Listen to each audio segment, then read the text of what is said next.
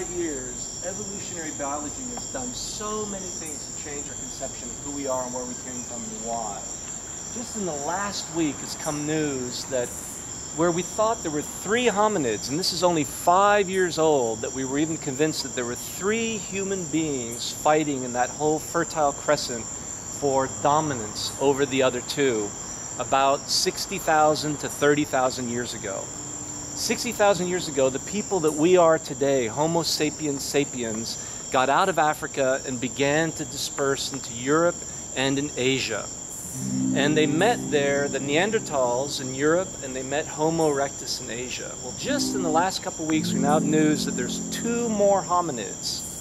There's a hominid that shared its genome with the Neanderthals in Europe, and we're also fighting against us, Homo Sapiens Sapiens. And there is a finger that's just been discovered in China that suggests that there's a 5th hominid that we don't know about that hasn't really even been classified yet. So there were 5 human beings struggling for dominance 50,000 years ago. And this leads to some really interesting ideas of like, which one dominated and why? Why did one survive and the other 4 die out? The Neanderthals were better adapted to the cold. They were bigger, they were stronger, they were tougher, and their brain cases were bigger than ours. We've just found out, all of you guys read about it on Yahoo, that we actually have some Neanderthal genome in us if we're Europeans. So why did these guys survive and become us and the other ones die out? The other 4 hominids, 3 of them at least, were lacking a bone in their throat that allowed them to sing or make music the way we can.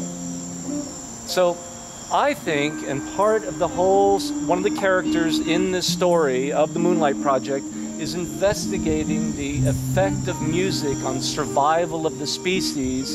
And it's very obvious when you think of music for battle. When I was in Holland and Germany with Michael Jerome Moore, the drummer here, to watch him drumming with his right hand against the snare on these Irish jigs of like, we're gonna go out and kill some motherfuckers, we're gonna go and kill someone, we're gonna go and kill someone. With his left hand on the same snare, he switched over and did the same beat, but it was like, we're gonna go and get laid, we're gonna go and get laid, we're gonna have some fun. And the Irish jig, these armies would go through with their processions, their music processions, to attract people. Fight, get laid.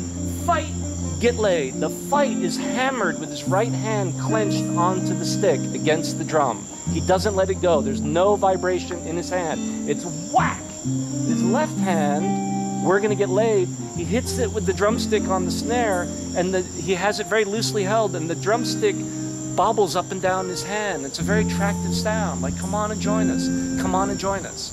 So the Neanderthals in the Little Ice Age were forced back down onto us and found spears and this canny animal that could sing at night and say, we're going to fuck you up.